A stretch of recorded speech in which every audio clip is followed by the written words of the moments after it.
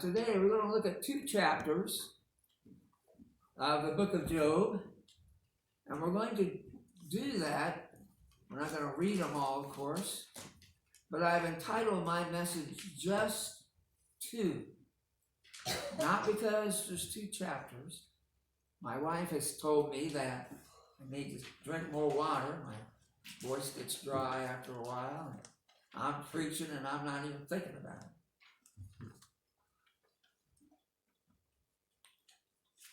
So I'm going to try to do that. Hopefully it won't distract from the message. Last time we were in Job, there was 11 animals who Job was pointed to as examples of God's greatness and his concern and his care and his ability to care for creation. But in these 2 chapters, there's just 2 animals.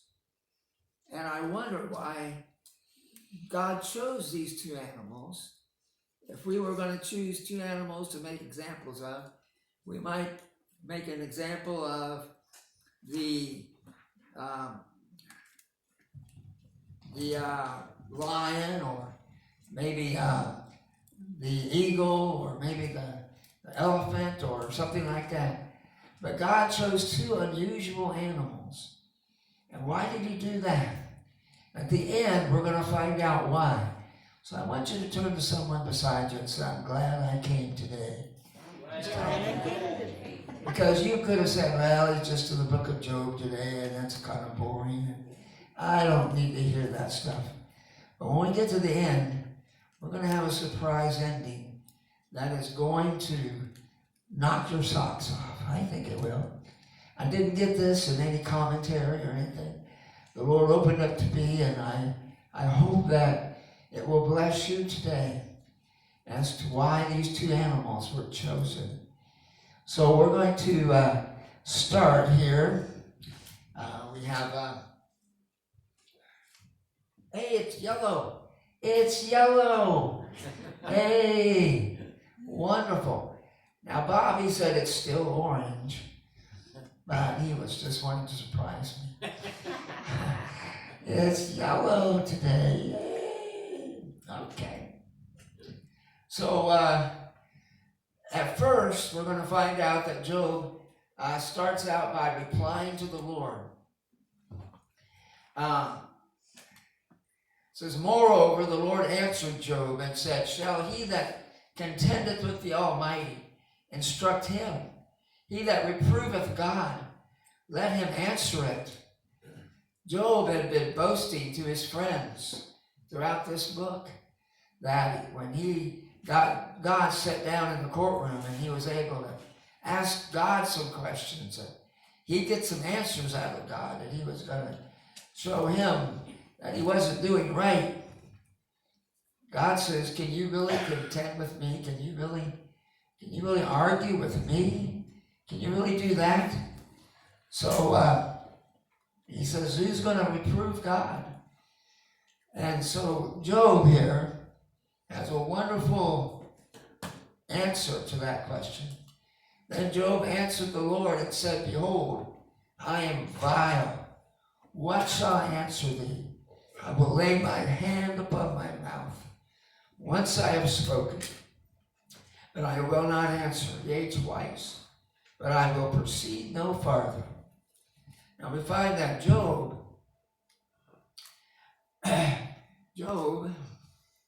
where's my notes? Job said, I am vile. And that word is a word we find a lot in Scripture. It means cursed or light. Cursed or light. Now we don't think about things like this in our society today. But in the Hebrews society, and back in the first days here, a person that was lacking character was thought to be light. They weren't very heavy as a person. They were light. We find the son of Belial. Belial means worthless, light, nothing, no light there, no weight in his character. Job says, I am vile, and I'm going to lay my hand by my mouth. Every time I see that, I think about that song, What will I do when I stand before him? Will I be able to talk at all? Well, Job could talk, but he said, I'm going to quit. I've said enough. I've done enough. And so I'm going to lay my hand on my mouth. Job was silenced, but he wasn't submitted. I want you to notice that. He said, I'm going to quit talking, but his heart still wasn't right.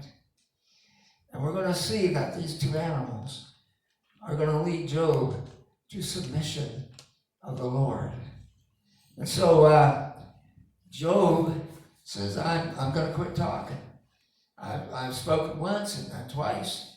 I actually spoke more than that, but sometimes we tend to belittle our problems. And so he said, but I'm going to proceed no further. It says, wilt thou also disannul my judgment?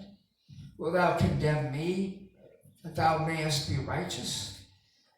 Hast thou an arm like God, or canst thou thunder with a voice like him? First of all, he says, can you break my judgment? Can you disannul my judgment? Look, I've judged Job, and you don't like it. I've judged what I thought was right, and you don't think it's good. He says, will you condemn me, that thou mayest be righteous? Now, this is something we have in our lives today. We put other people down so that we look good. God says, do you want to put me down? You want to condemn me so that you look good? That doesn't make us better. It just doesn't. And so God says, you're going to condemn me so that you look good in front of all your friends and in front of all this crowd that's gathered here. Do you have an arm like God? Can you...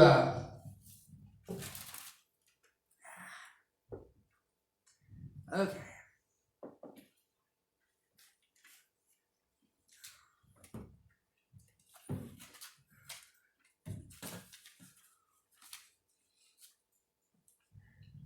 Can you act like me? Let's look at that. Can you act like me? It says, deck yourselves now with majesty and excellency, and array thyself with glory and beauty. Can you do that, Job? There you are in a dust heap, covered with ashes, boils everywhere. Can you make yourself look majestic? Can you look excellent? Can you act like me? Can you look like me? And then, can you humble yourself? Look what it says here. Cast abroad the rage of thy wrath, and behold everyone that is proud, and abase him. Can you get rid of your anger, Job, and then make pride people humble? Can you do that? You see, Job was so mad at God, he was prideful himself. He was prideful because he thought he knew better than God. God's not doing a good job. Look on everyone that is proud. Bring him low. Tread down the wicked in their place. Have you ever went to somebody and asked them or talked to them about their pride? Did you make any headway? No. We can't make somebody humble. It says, can you make proud people humble, Job? No, you can't.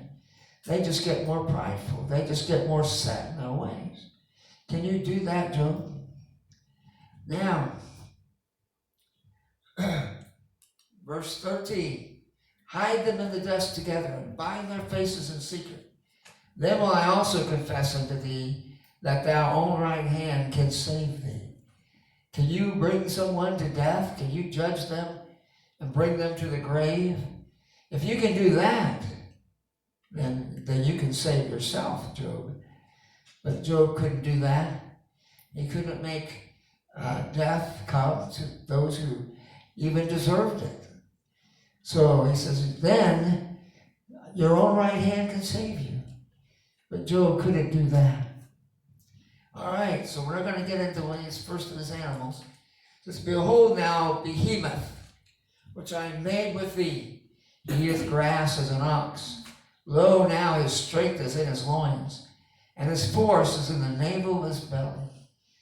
Now, I want you to, on that line, I want you to put hippopotamus. Hippopotamus. If you are in a newer translation, probably has some other animal in there. The behemoth. A lot of people want to put elephant in there, but I'm going to ask you to think about hippopotamus.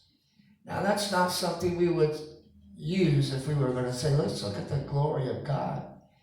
But the hippopotamus is what's described here. It says, behold now the hippopotamus. He eats grass, and his strength is in his loins, and his force is in the navel of his belly. His core is strong. And it says, he is the chief of the ways of God. He that made him can make his sword to approach unto him. Surely the mountains bring him forth food, where all the beasts of the field play. He is the chief of the ways of God. That word chief means first, or first fruits of the road of God. I want you to remember, that's very important when we get to the end here. Now, when you think of a hippopotamus, we don't think about him being the chief. You know, Paul said he was the chief of sinners. And sometimes we can think of other people that were worse than Paul, maybe. But God said he was the chief. God said Moses was the humblest man that ever lived. And yet we can think of maybe other people who are humble before God. But God said he's the humblest. Here he says this hippopotamus is the chief of the ways of God. Now, surely the hippopotamus kills more people in Africa than any other thing, more than lions, more than anything else. Hippopotamus is a fierce animal. It can't be filled with a sword or arrow or something like that. Verse 23 says, behold, he drinketh up a river, and hasteth not, trusteth that he can draw up Jordan into his mouth. He takes it in his eyes. His nose pierceth through the snares. You see, a hippopotamus goes into the water, and only his nose comes up. So that's why I think this is hippopotamus. It's his nose that shows. His nose he lives in water, and then his nose sticks out. So we find this first animal is the hippopotamus. And then we're going to look at the second animal. Canst thou draw out Leviathan with a hook, or his tongue with a cord, which thou lettest down? Canst thou put a hook in his nose, or bore his jaw through with a thorn? Now on this one, I want you to put crocodile. Crocodile. Can you catch a crocodile with a hook? Can you put a hook in his nose, or bore through his jaw with a thorn? A crocodile. Can you draw out? Now, there's a lot said about this crocodile, but it says in verse 3, will he make many supplications unto thee? Will he speak soft words unto thee? Will he make a covenant with thee? Wilt thou make him for a servant forever? Can you make him into a pet? Can you bring him in the house, play with the kids? Can you do that? He's not going to be domesticated. He's not going to be domesticated. And then verse 8 says, lay thy hand upon him. Remember the battle. Do no more. Behold, the hope of him is in vain. So not one be cast down, even the sight of him. None is so fierce that they dare stir him up. Who then is able to stand before me? Nobody could approach a hippopotamus. Nobody, if you got to a fight with him, you remembered it. And you didn't do it again. That's what it says. You remembered it. Can you fight him? If you can fight him, then how can you stand up before me if you can't fight him? So we find that here is this crocodile, and the glory of the crocodile is his body, his scales, his impregnable body. And so we find that he glories in his body. And then verse 13, who can discover the face of his garment? Who can come to him with his double bridle? Who can open the doors of his face? His teeth are terrible round about. Who can discover the face of his garment? He glories in how he is made and put together. His body is wonderful. He glories in that. And he comes about because of the glory of his body. And then they are joined one to another. They stick together. These scales that they cannot be sundered. By his nestings a light doth shine, and his eyes are like the eyelids of the morning. Now I want you to notice that his nestings a light doth shine. He makes a shining way. We're going to see that the crocodile is a picture of Satan. Satan was filled up with pride, and he gloried in his covering. The Bible talks about how he had all this glorious covering, and his heart was lifted up, and he was the chief of those who were prideful. And so we find that the crocodile is the one who God kind of uses as a picture of Satan himself. Water time.